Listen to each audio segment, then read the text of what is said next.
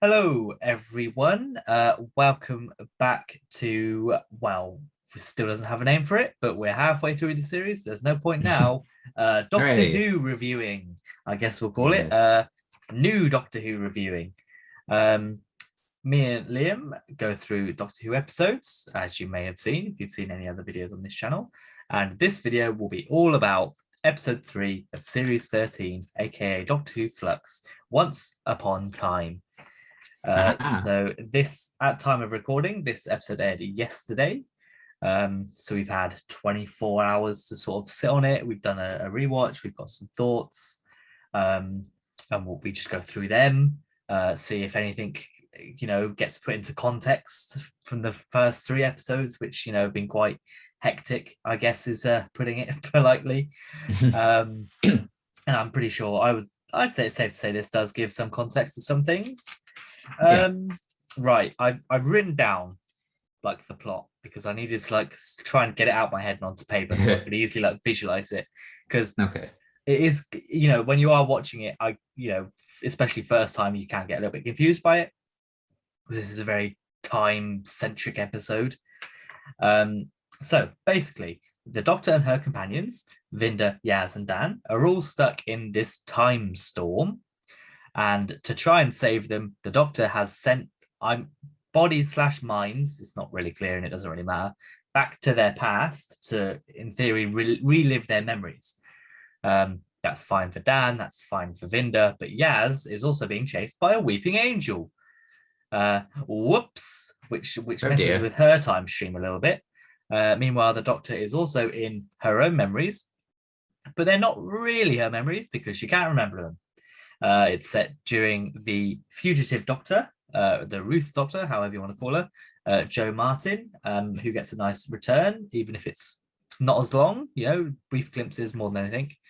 And yeah, it's a very weird, strange episode. There's a lot going on, but we get some story beats, I guess. We get some explanations for some things. The Doctor just basically has to fix time in this episode, I guess, is the overarching thing, and obviously she successfully does that. But it does lead into more questions. For example, how long has time been unleashed, I guess? How long has it been run amok? Because also explained in this episode is that the planet they're on, time, at the Temple of Atropos, is what controls time, and it was created, I think, by the Division, is what's, I think, implied by Swarm, and he says, Mm. it was created. So they're obviously the Time Lords have created this planet to control time. And yeah, and then we also find out that the flux is man-made, I guess is the easiest way to say it. It's constructed, built, it was sent by something or someone, because some old lady tells us, who the Doctor spoke to, also in the time storm, maybe. But who knows? I think that's basically it. Did I miss anything from the episode? There's the Victorian man was there again. Don't forget him. Yeah, and Belle. his weirdest scene yet. Yeah, and Belle, we were introduced to Belle, who is Vinda's, although we don't find that to the end, who's Vinda's girlfriend, fiance, partner, who's also pregnant with who I assume is Vinda's child. Pretty weird if it wasn't, but we were going to assume it is.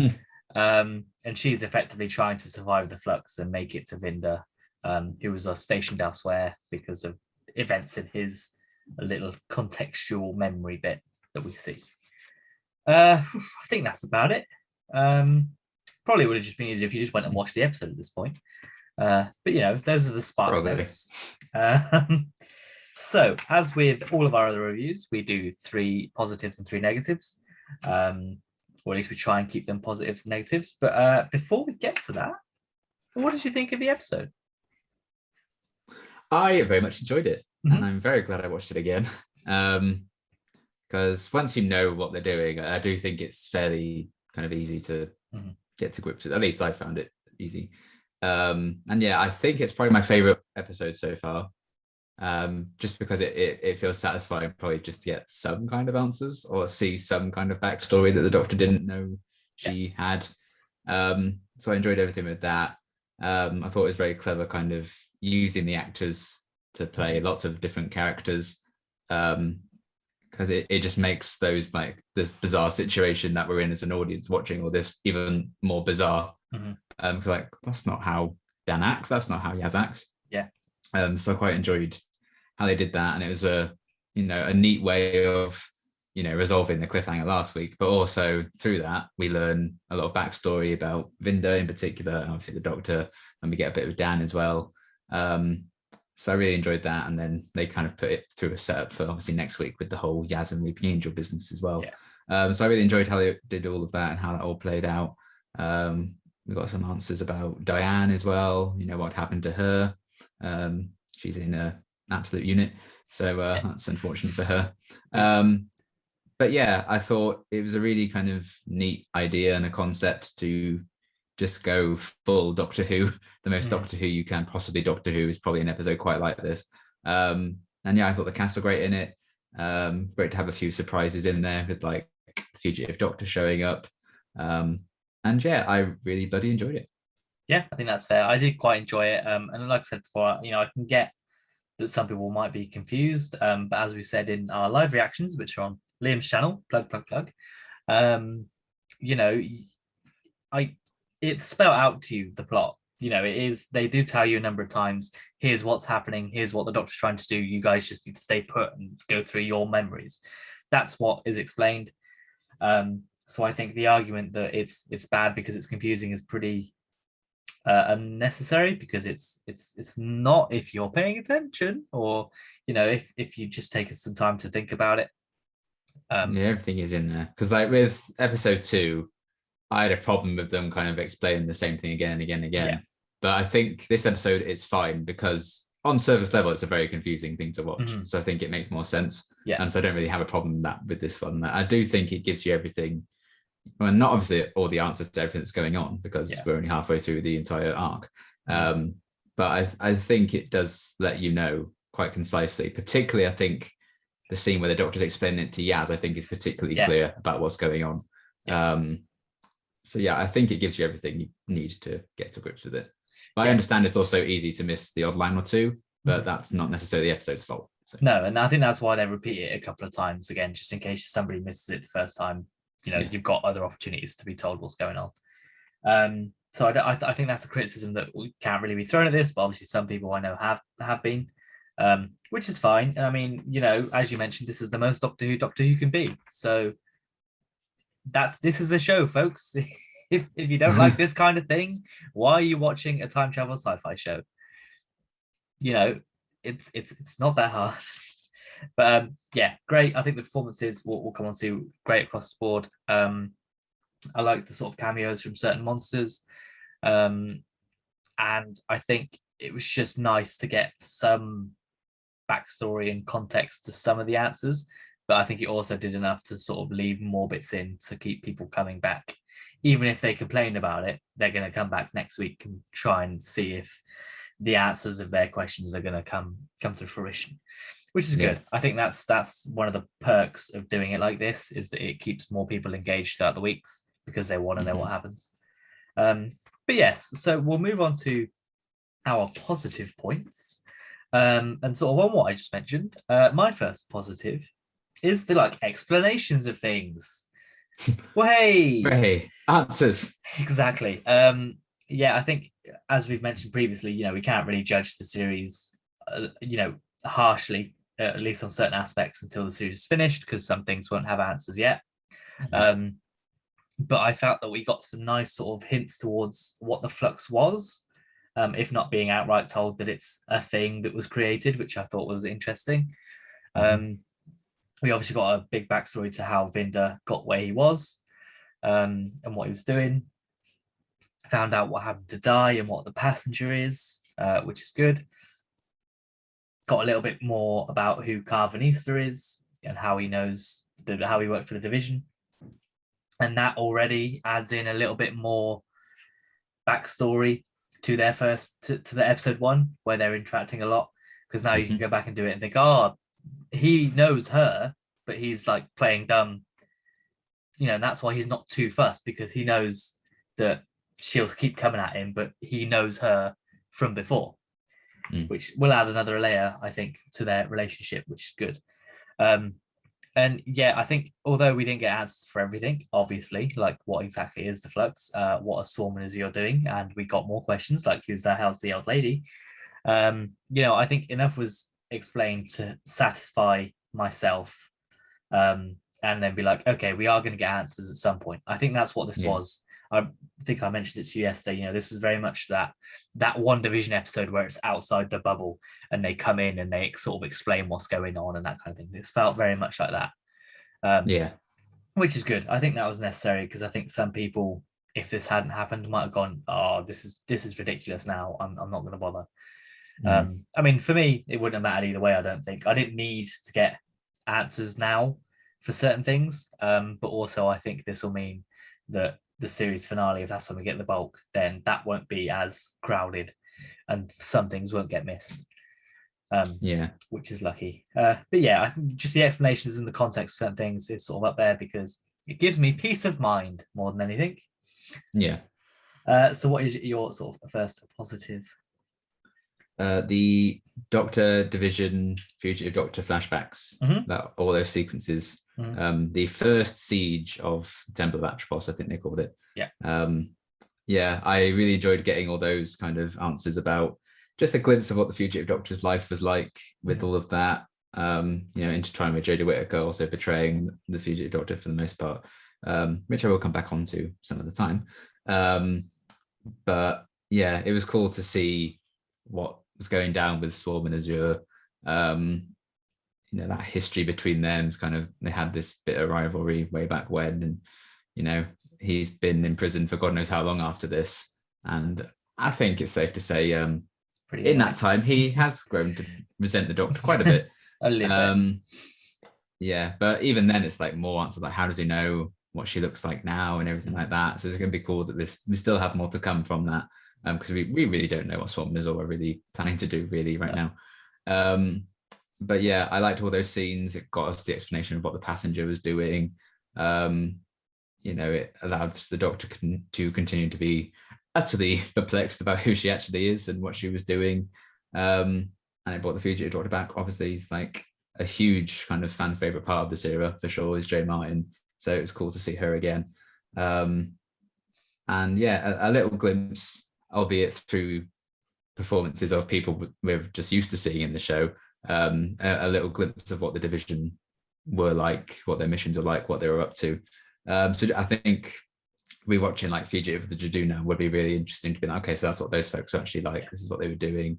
The fact that this was like one last job and then I'm free of this goddamn institution. And then she ends up on like the run from them and everything. You're like, well, it's not going to go well.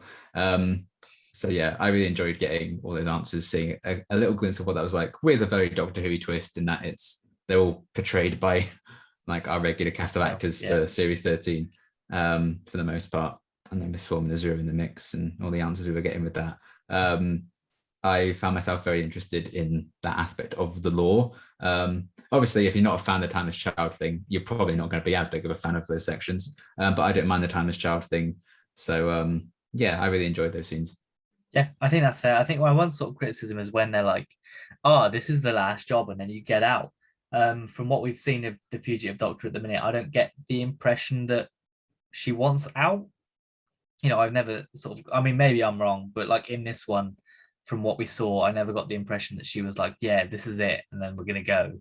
And even when we saw her in Fugitive of the Jadoon, I never thought that she was gonna be like, "Oh yeah, I'm never coming back to you." Like, she doesn't like them at the end, but that's only a small thing from me, and I think that's only because we've not spent a lot of time with her to sort of know exactly what the thought process is. And they deny. She's like, "Oh, show me the end. Show me what happens at the end of that," and they're like, "No." So I imagine it just all goes to shit. They're like, no. Because she does become a fugitive of the Jadoon, so they are chasing after her and shit. So I can only imagine that they promised her to not be their puppet anymore, and then that they said, "No, actually you have to stay," and then she went, "Well, fuck that," and then she escaped. I can only assume that's where it's going to go, which is fine, but I think I need more, because at the minute it's all, every time we've seen sort of Jo Martin as the Doctor, she's been very like fighting And I don't get the impression that she'd want to stop doing that. But again, that's only because we've only seen her twice, and if we have more, and hopefully we'll get more, then maybe that'll change. And again, that's something that can't really be judged until the end of the series, I don't think. And for about half of her screen time, she's been played by Jodie Whittaker. Yes, exactly. How many actors can say they've played 2 incarnations of the Doctor? It's quite impressive, really. I suppose. Yeah, I can. Yeah, I don't know. Well, Tom Baker. It's just Jodie, really. Tom Baker. True. Yeah, he played the curator. But yeah, I guess Matt Smith. You could argue that he played 2 Doctors when he was the Jelly Man. The Jelly Man. Yeah, the skin, the flesh. The gang in what's it? Doctor, yeah. And David Tennant when he got a new arm, when his arm grew a new body, but it's the same Doctor rather than 2 different ones in it. Yeah, that's a human who doesn't count. Anyway, yeah, I do agree that that's those sections are pretty good. And you mentioned that they're played by our regular cast, and our regular cast is my next positive.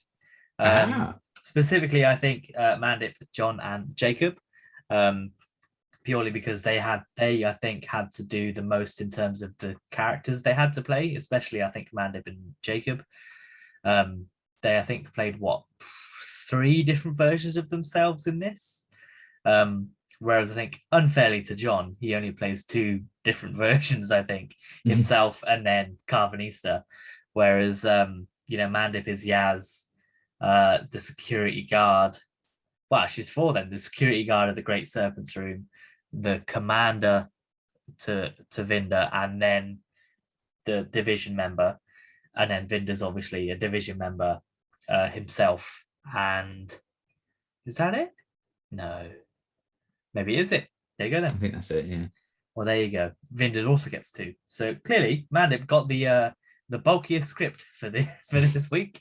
But yeah, I think because they have to alter their performances to be these separate people rather than just sort of what we used to, I think is a great credit to all of them. Because they didn't necessarily sign up to play 3 different characters, they just did their one. But I assume COVID probably meant that they had to step in and do these kinds of things, which is fine. It does add to an interesting story dynamic, and it does give them the opportunity to sort of flex their acting muscles in ways they might not have. I think especially the division team is probably one of the most interesting, I guess, TARDIS teams, you could argue.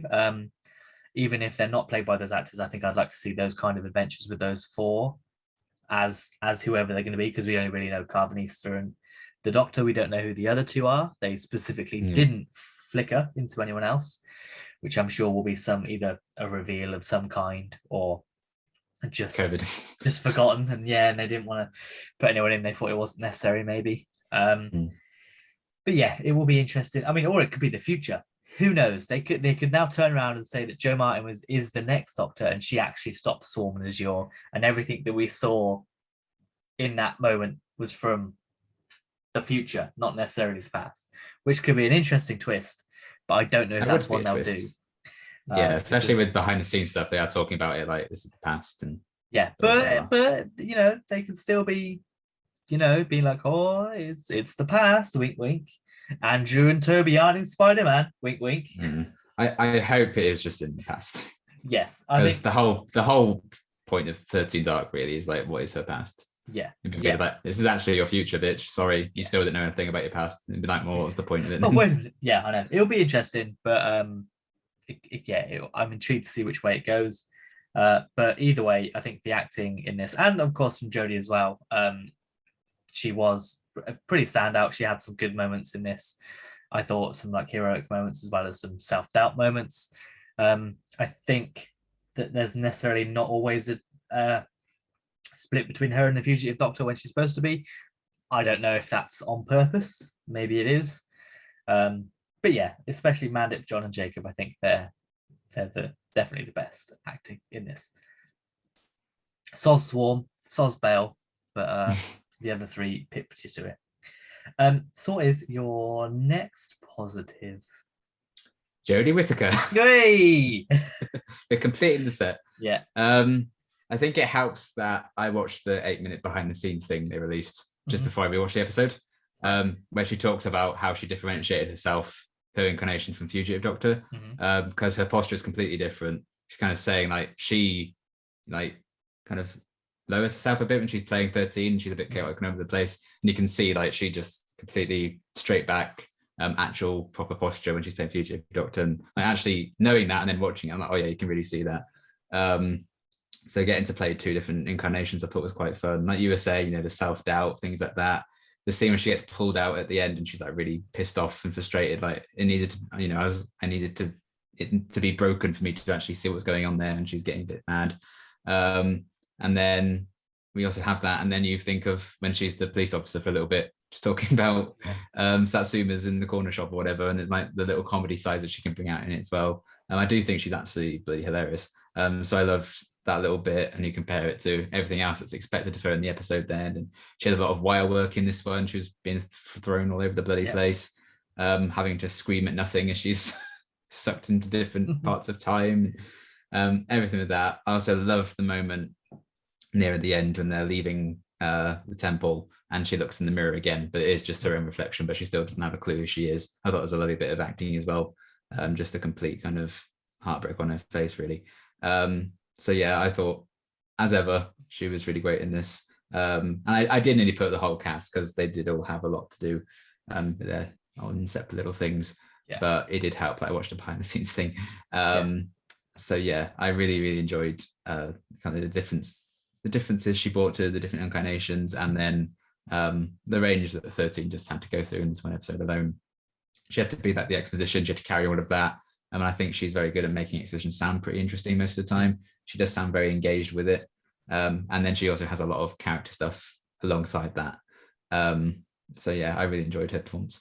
Yeah, I think that's fair. I think it's safe to say that obviously, as we mentioned last week, you know, I don't think there's a doctor that's ever given, or an actor that's ever given a bad performance in the role of the Doctor, and I don't think that Jodie has either. And I think this is one of the times where it really showcases her acting ability to play, as you said, that many sort of different people, although I guess it's only really 3. But you know, also to have the determination to sort of pull off those roles, because you know it can't be easy when you're floating in on a green screen to act very well. But yeah, and it's, you know, it switches from stern fugitive to scared 13 to sort of angry 13 to funny policewoman. You know, it goes across the whole scale, I think, and it again, similar to the others, it shows the acting talent that is in the show, which is good. So my sort of third positive is the whole concept around the sort of being in your own time stream type thing that we were today, this week. I think it's something that was toyed with a little bit in Name of the Doctor, and that I was kind of gutted that we didn't, because my ideal 50th probably would have been jump in the time stream and then we go and relive the Doctor's lives and do that kind of thing, because they just jump in, then next episode they're out of it and it's forgotten, which I think is kind of a missed opportunity. So I quite like in this one where it's taken to the next step, where we do see, I think with Dan especially, he jumps across over the place. I think I would have preferred, or I would have liked to see the Doctor jump to different spots in her history. I think maybe that would have been a little bit better, but it could turn out that this was all orchestrated and she was put there specifically to see something, which wouldn't surprise me, which is fine. But I like the idea of sort of having to relive these things and having to redo them, even if, you know, it's the worst thing you've ever done, or, you know, it ruined your life, kind of like with, you know, with Vinda, where he does the right thing, but it ends up, you know, absolutely ruining his life. And it's quite emotionally hard for them. So I like the whole concept around that. It's not really something the Doctor Who can do very often, because it's obviously quite convoluted and quite complicated, and there has to be a specific set of circumstances to get that, as we've only had it twice in 16 years. Once in Name of the Doctor, with the Doctor's time stream being where he died, and then this being the planet time. But I do like the idea of revisiting the past and revisiting your past selves.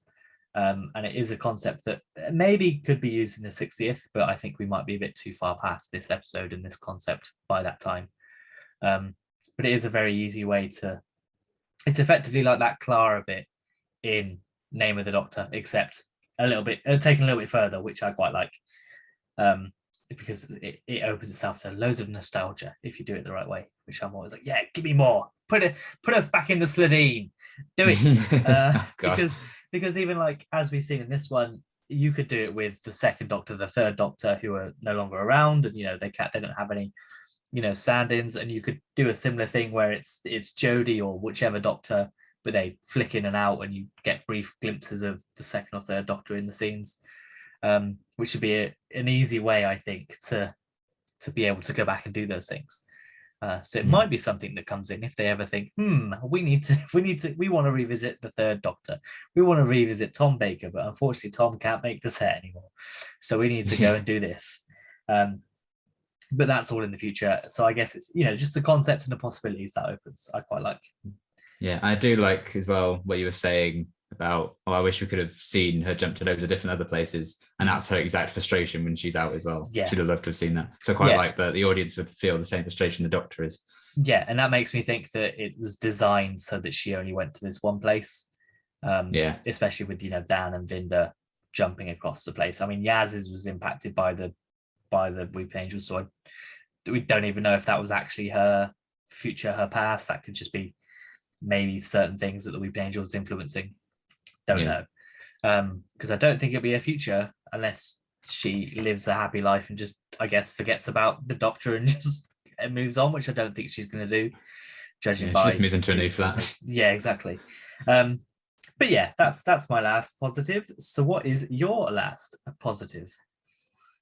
I guess it's kind of cheeky because I've kind of gelled two stories together. But I've put the Vinda and Bell kind of connection storyline, I suppose you could say. Yeah. I did enjoy how it ended up linking. Particularly the baby reveal I thought was actually quite nice, because it wasn't something I considered. Like her little Tamagotchi thing was actually like, I guess, a very literal baby monitor.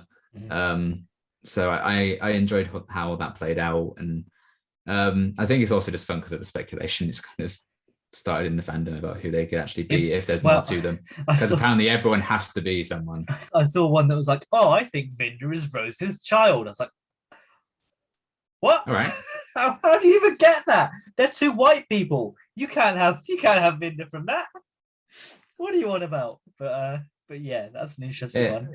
Unless they're implying there was a Mickey and Rose hidden love child. I don't know.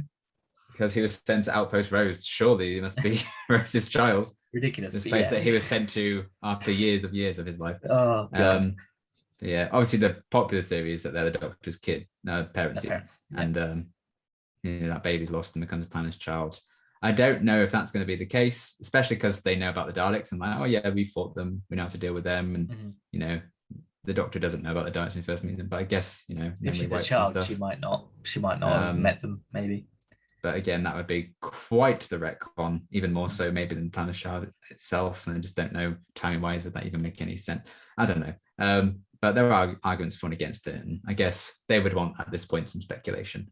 So we'll see how it all plays out. But I really enjoyed seeing Vinda's backstory, learning a bit more about him, the fact that he was punished for trying to be a good person and stand up for what was right.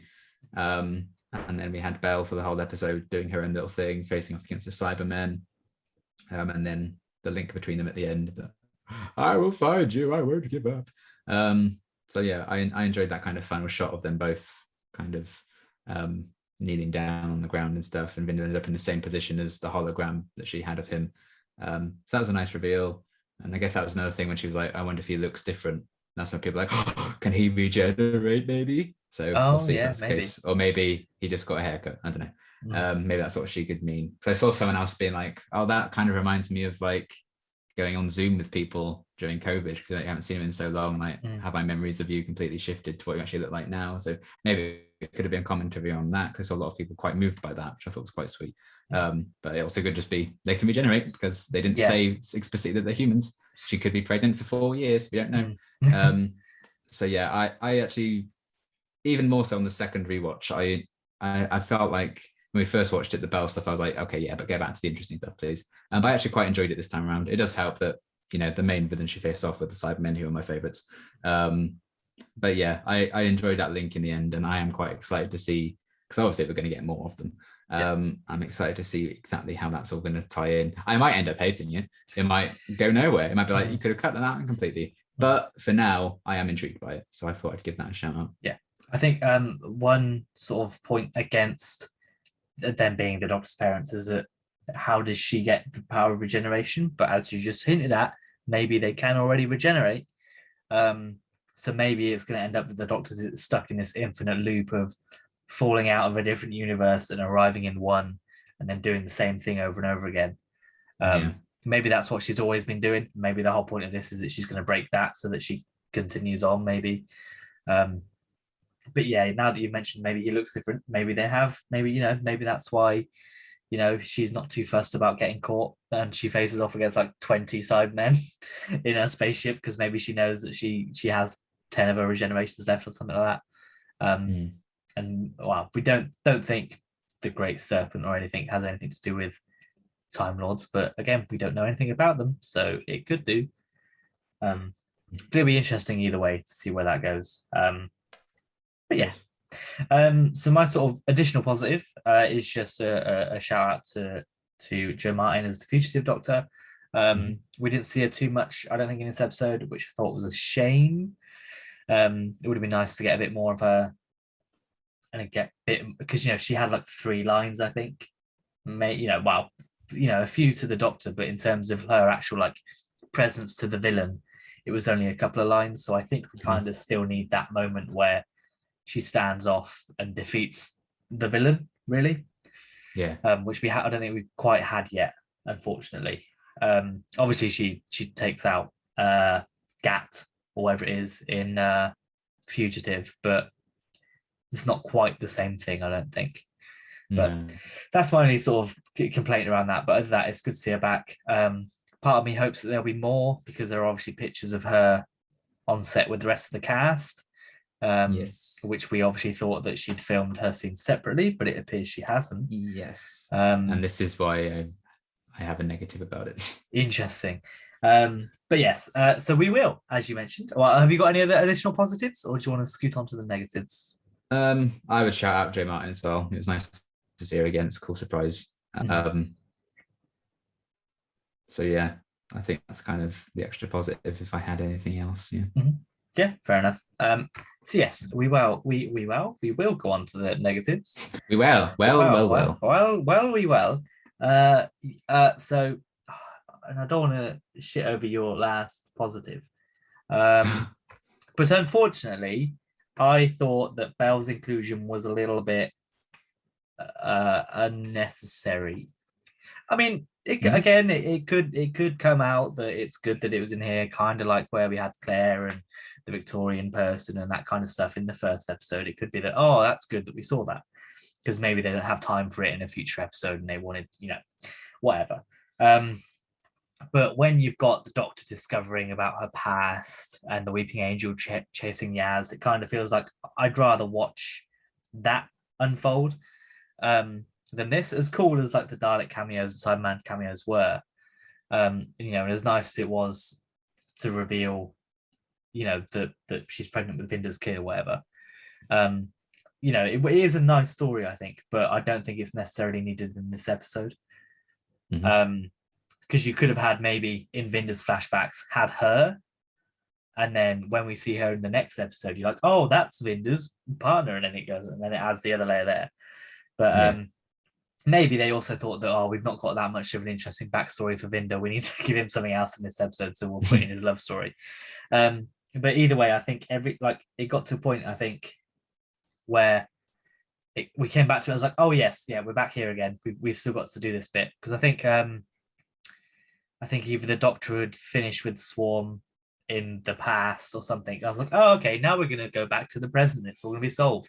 I was like, oh no, Bell first. Yep. Then we had to that, which I think is unfair, because I don't mind the story, but for me, I think I prefer to focus on the other stuff. It's a similar thing to last week, where the Sontaran stuff's cool, but I'm still more interested in what Swarm was doing and what the Flux is and that kind of stuff.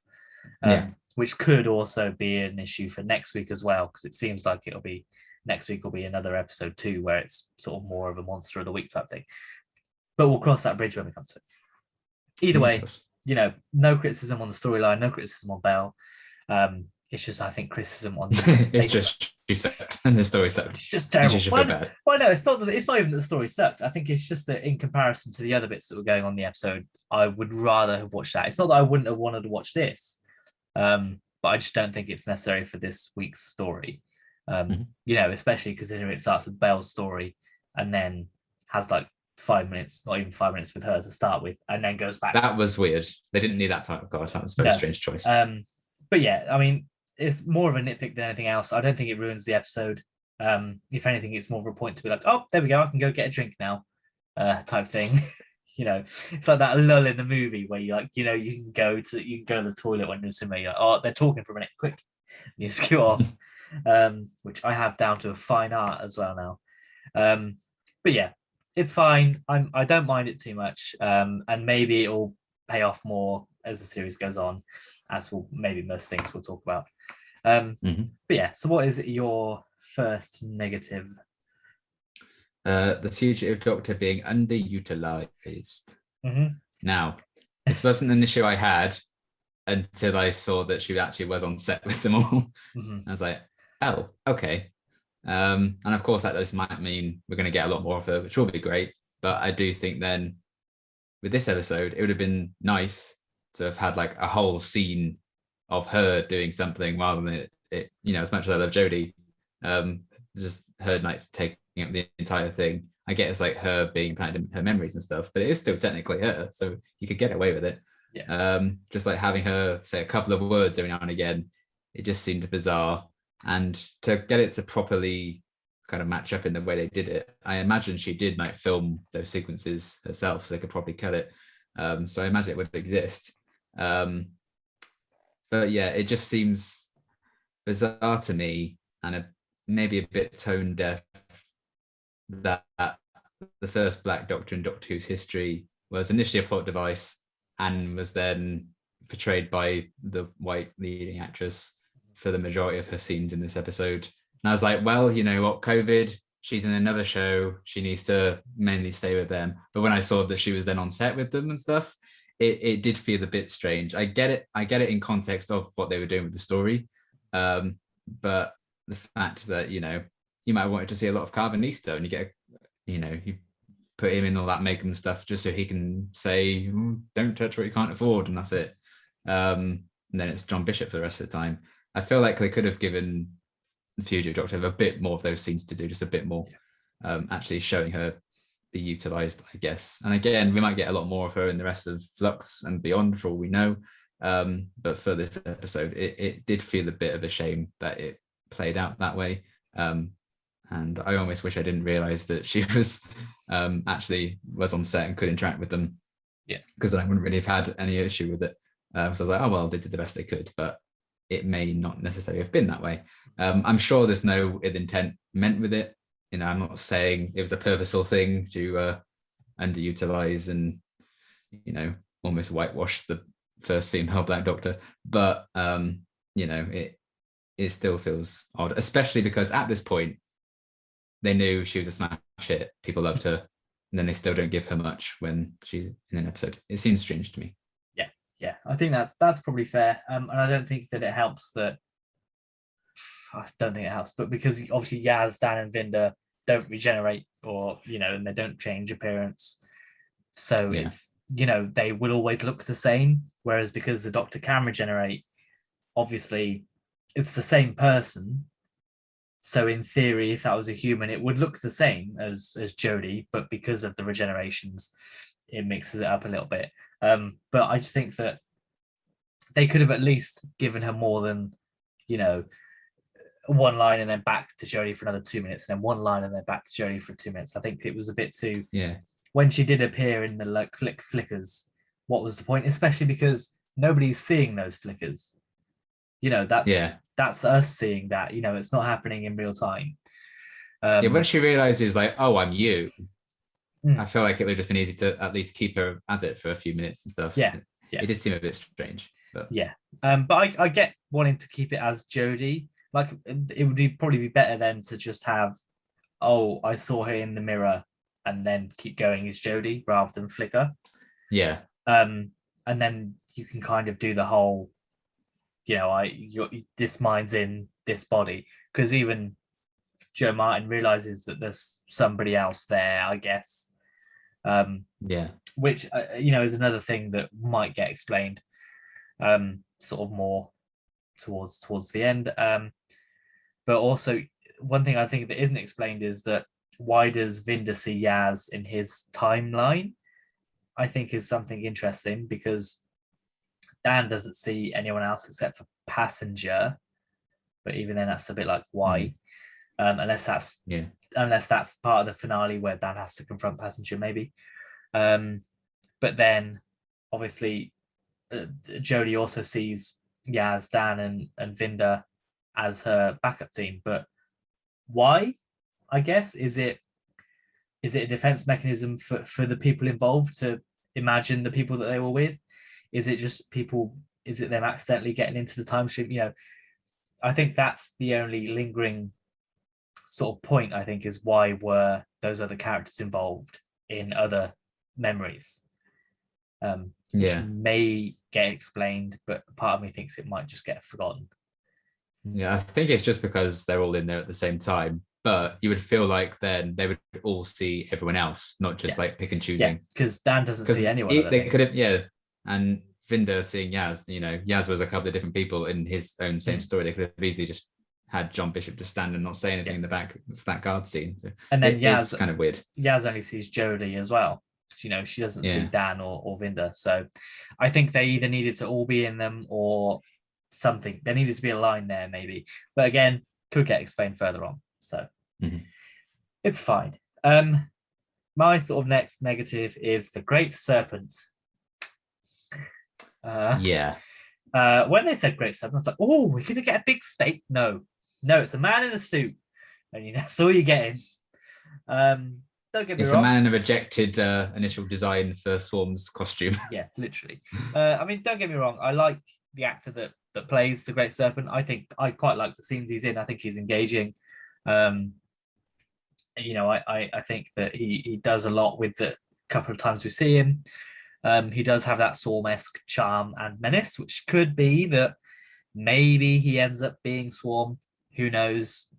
Unlikely, but as you mentioned, they do have a similar dress sense, and they're just as like charming, if not creepy. But also, his fashion, his costume design felt like, we need a costume for this man called the Great Serpent. I know, we'll put some gold serpent cut out on him and call it a day. It felt like they were about to say action, and like, oh shit, he doesn't have a costume. Yeah. Oh, he's just coming in his suit. What can we do? And sort of the other thing that we mentioned in the reaction is that I don't know where else we're going to see him. I don't know where else he's going to pop up in this series. Maybe he will. Maybe he'll play a big part in episode 5, as part of the survivors. Maybe. But even so, I don't think there's any necessity to bring him back. But I might be wrong. He might come back. Maybe he plays a bigger part in the specials coming up. Maybe he has something to do with the Flux. Maybe some of the people that he wants killed or brought back, Jodie or other Time Lords or something. Who knows? But for sort of such a big... They really commit when he asks those people to... kill those 4 family members. They're like, well, let's just go overkill the Nick of the Flux. Yeah. That'll get rid of him. Oh, no. Well, everyone's gone now. Oh dear. You didn't say we couldn't kill everyone else as well. Made it there now. I mean, maybe. I doubt it. But I hope not. But it's also quite a noticeable actor, I think, just to have in a couple of scenes. Obviously he did excellent in Line of Duty, which I think most British drama fans will probably know him from. But yeah, I just think he was similarly to Joe Martin. I think he was just a bit underutilized and a bit naff I think He's one of those characters. Yeah, Like when you see Paul Bettany in Solo, you're like, oh, you're one of those characters. yeah. I think he's definitely a Paul Bettany in Solo. Except I think even Paul Bettany in Solo got a little bit more to do. Yeah. And obviously he won't come back because he's spoilers for Solo dead. Um, but they maybe were like, oh, give him a grey streak of hair. That's interesting. yeah, exactly. At least his skin scar doesn't light up when he's angry. But yeah, maybe he'll come back. So again, it's another thing that is a negative for now, but towards the end, maybe it will turn into never mind. It didn't matter. He came back and he died. I don't know. But yeah, doesn't matter. So what is your next negative? It's a good old Chibnall classic of not just showing and not telling, or telling and not showing. He told us and showed us. I think there's a lot of that in this episode that I noticed. I think it was particularly when the Doctor was like floating through the vortex and stuff. Just like, oh, they've all gone off to their different time zones. I have to save them. I'm like, yes, that's why you did this in the first place. Yeah. And then she's like, oh, I'm being dragged back to the past in the Temple of Atropos. I'm like, yes, we know, we've been there a couple of times already. It's just like, you're about to just show that happening anyway. You don't need to tell us that. Yeah. There's just some things in this era, as much as I like this era a lot, sometimes they show the most bizarre things we don't need to see and skip over really important stuff. I'm like, oh, that would be really interesting. Or they do the complete opposite. And I'm just like, okay, fine. But we kind of got both of that on a couple of occasions in this episode. I can deal with it. The only problem I really had with this episode was, underutilizing the Fugitive Doctor. But there's just a lot of those situations. And I hate when I read like a review of like series 11, so I put that out and I haven't been able to unnotice it. I need to unlearn that so I can enjoy the era even more. But it's just so much of it. It's just unnecessary. So those moments kind of take me out of it now. But again, I can deal with it. Yeah, I think part of that is I just remind myself that, hey, this is a show for kids. It's a family show with a target audience of children. So some things do have to be explained pretty basically, because not all the viewers, especially when it's on a 6:30 on a Sunday, not all of the viewers are going to be fully grown adults that know about sci-fi. They're going to be 9, 10, 11-year-olds, it maybe even younger, that sort of aren't necessarily as aware, which I think is fine. I can deal with it because it's not, I'd rather it do that than I'm not going to understand this episode anyway. Yeah, well, yeah, you're right. That's true. So no point really trying. No, well, I mean, yeah, I guess, but I'd rather they show and tell than do neither, I guess, if that makes sense. I don't. It makes sense. No, yeah, that's fine. But I don't. I understand. So my next negative, and I didn't want to go on about it too much because I know it's a criticism that gets leveled at this series a little bit too much, I think, and unnecessary. The CGI. Some of the CGI. I think the most obvious example is the Daleks at the start. Rewatching that, I was like, yikes. Yeah. And the one when I didn't notice it until I rewatched it at some point out when it turns its head. And it's not just the dome that moves, its whole neck thing. I was like, oh no. Yeah. Oh well. I know. I saw someone tweet that. I was like, I didn't see that, and then I rewatched. I was like, oh yeah, okay, I see what you mean.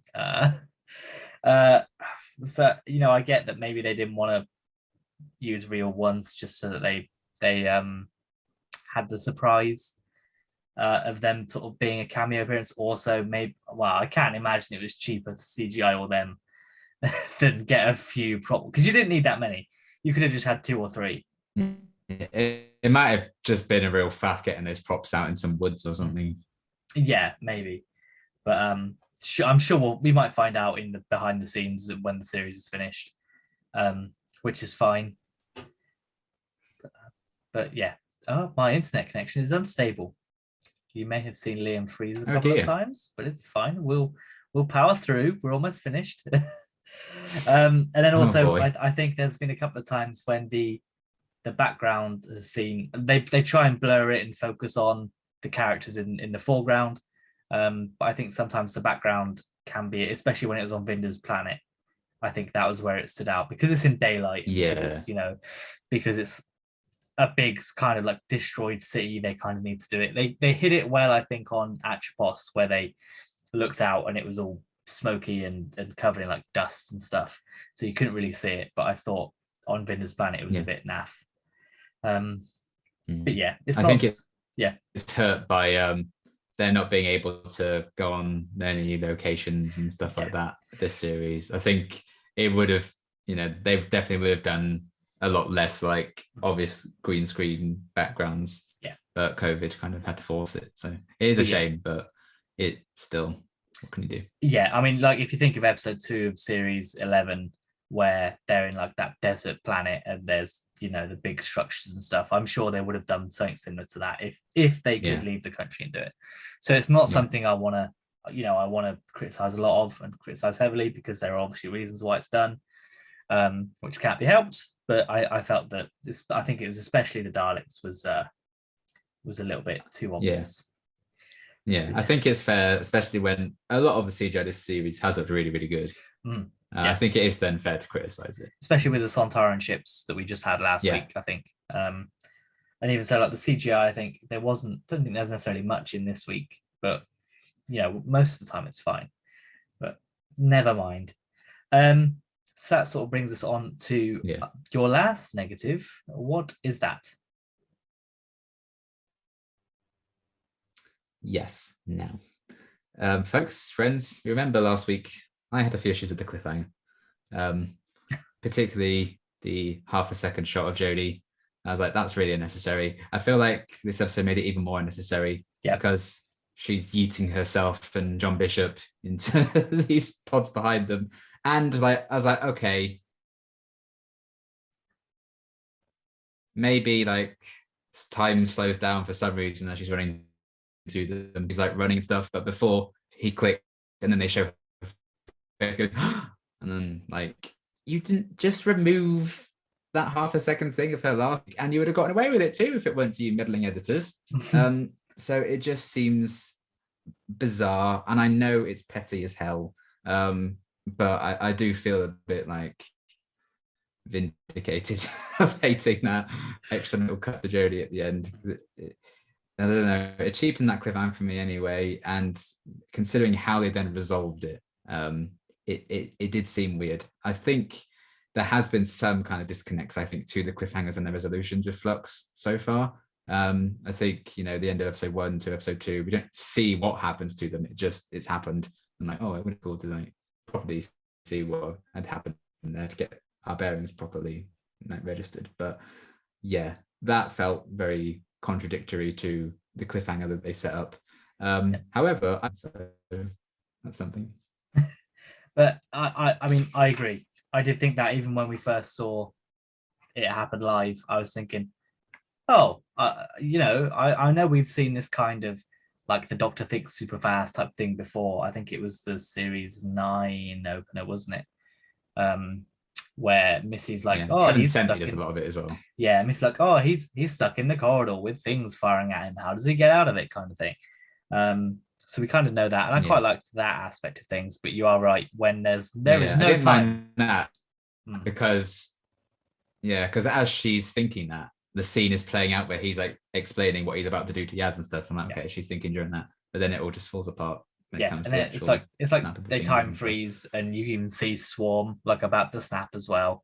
So I get, it's kind of like, did he snap in the end?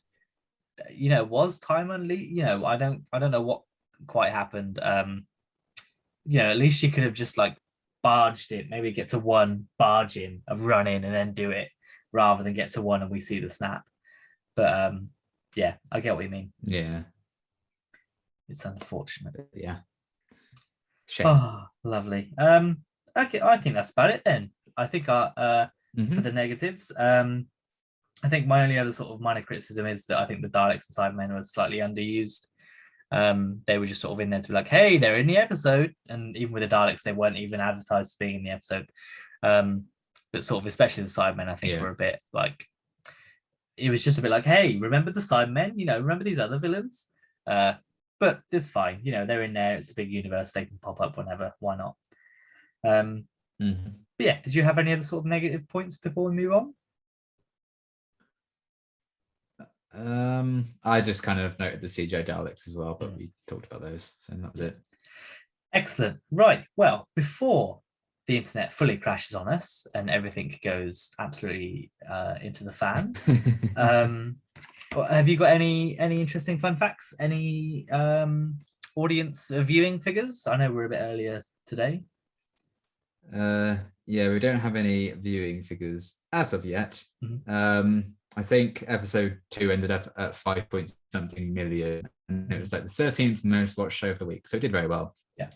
So we will see how this one fared as well. It will be particularly interesting, I think, because of how confusing stuff it was. Like if casuals drop off after this week, it would be interesting to see how episode 4 is affected. But episode 4 is also Weeping Angels, so people might tune in. We'll see. It might have been strategically placed. But yes, the fun facts, all 3 of them. So first of all, the credits in this episode cemented the term Fugitive Doctor as the name of Joe Martin's incarnation. Prior to this episode, it had only ever been a term used in the Doctor Who fandom. So obviously the production team have taken that into their hearts and they've made that her official name. So that's fun. I enjoyed that because they came up with the War Doctor themselves for John Hurt, showing out the Doctor. And that was because they did it on his title card, didn't they? So I like that they've kind of, so I like that they've kind of taken that on board. That was nice. After some minor technical difficulties, Liam's back with his second fun fact.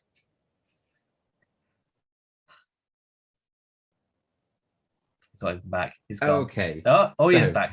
Am I? Are we okay? This is as all over the place as the episode is. It was going so well. We're purposely taking on the structure of Once Upon a Time. I'm just going to leave all this in now. We've all got to have context. You can watch me slowly die inside as the internet and the computer crashes. Well, we'll wait for Liam to hear us, but when Liam does hear us, he's going to go from fun fact number 2. Go. Yes. Okay. Fun fact number 2. The Fugitive Doctor in this episode and in the behind the scenes features is established as a past incarnation, something that had been left ambiguous since her debut. So at least for now, unless we get a twist to the twist, speculation can kind of end about that because there's still like her having the police box ties and stuff. So we'll see what happens with all that. And then the video game that Yaz and Sonia play is based on Resident Evil, the franchise there, particularly Resident Evil 4, based on the design of the village. Resident Evil 8. So that's fun. Resident Evil 4 based on the village and stuff, because Resident it didn't Evil look as good as Resident Evil Village. Yeah, all right, that's fair enough. I understand. But also the Edge of Reality, I guess you could say. Yeah, and then the one on the phone is also game the in the Lonely world. Assassins. So and the Lonely Assassins, which is excellent. They probably just use that to make the Weeping Angel on the phone. They went, oh, there you go. Look, we've already got it pre-made. Probably. That's where I got the idea from. Like, let's do that. Probably, to be fair. But yes, excellent fun facts as per usual. We're going to round off this week by giving the episode a rating out of 10. So what are you going to give it? I just said, what are you gonna and that's it. But, I think I know how that sentence was going to end. So have I been overly generous? I don't know, but for now at least I'm going 8.5 because I really enjoyed it and it is my favorite one so far. I gave last week an 8, so I feel like I just enjoyed this one a lot more. I can see why people may not have liked it as much because it is a bit convoluted at times and stuff, but it's Doctor Who, when isn't it? So yeah, for me, I really enjoyed this one. It was satisfying getting a lot of the answers that we have gotten so far. Obviously it is in a state of flux because of it could easily be ruined by some other things, and I'm a bit salty about how the Fugitive Doctor was treated, so maybe I could go down to an 8, but I'm going to be generous because I'm in a nice mood. So there you go. Fair enough. I'm going for a 7.5. So a full point behind you, but it's a full point more than what I gave it last week. because I did enjoy this one, I think, more than the first episode, which I think I gave a 7. And obviously I enjoyed it quite a bit more than last week's. So that was fair. So there's still plenty of room for improvement. So we'll see how it goes. But yeah, I thought it was a decent episode. I like the story. I like the ideas that were put into it. There are minor issues, but it just sort of didn't. I don't think it had the because it didn't have all the answers and all the revelations and all the sort of like finale-esque stuff that would probably push it over the edge to being a good episode. But yeah, I mean, that's fine. I can deal with the 7.5. It doesn't bother me. So we will be back next week with, is it The Village of the Angels? Village of the Angels. Town of the Angels, which is obviously is supposed to be a seemingly spooky episode with the Weeping Angels in. The Next Time trailers didn't kind of grab me, I think, as much as some people online have seemingly been grabbed. But I'm open to being impressed and being like, oh, this is much better than I expected. So I'm kind of going in with low expectations, but I think that's more on me than necessarily anything else the show has shown us. But what are you sort of expecting from next week? Probably a village and some Weeping Angels, I'd imagine. And Gibbs from Pirates of the Caribbean. Gibbs from Pirates of the Caribbean, and hopefully the full story of Claire and what her whole deal is. Yep. And so that should be interesting to kind of our weekly cameo from the Victorian Man, I'm sure. Yeah, I'm kind of a bit tired of Victorian Man without getting the answers. I can only assume. I'm ready for the answers about that guy now, because I'm fed up of him just turning up and making even less sense every time. Yeah. I can only assume that next week, not next week, the week after, we'll get some answers about him. Episode 5, surely, unless he's going to play a major role in the finale, which I don't think he will. Yeah. But anyway. Because is he still just wandering about the temple? Because they all fucked off and he was wandering around there with the Yaz in the last one. Well, Maybe he just goes all over the place or something. Yeah, because in this one he ran just still there and he's starved to death there. Dan ran into him in the tunnels, didn't he? In this one, and he was like, "Oh, we're not in Liverpool, you idiot." So who knows? Yeah, I'm guessing like his tunnels just lead to like different points in time for some reason. Yeah. Maybe that there and he's just wandering about, maybe portals and something, but who knows? Hopefully we'll. Or he has been left to die in that temple because Yaz didn't tell anyone that he was there. Yeah, could you imagine? He's still wandering around. Oh God, that's how. I'm meant to cope. Yeah. Oh, lovely. All right. Well, sorry everyone for the technical issues that we've experienced today. It's just one of them evenings. Hopefully they'll iron themselves out next time, because we will eventually return with more Doctor Who at some point this week. Goodbye. Hooray. Bye. That's a nice delay there. Goodbye, everyone. Bye-bye.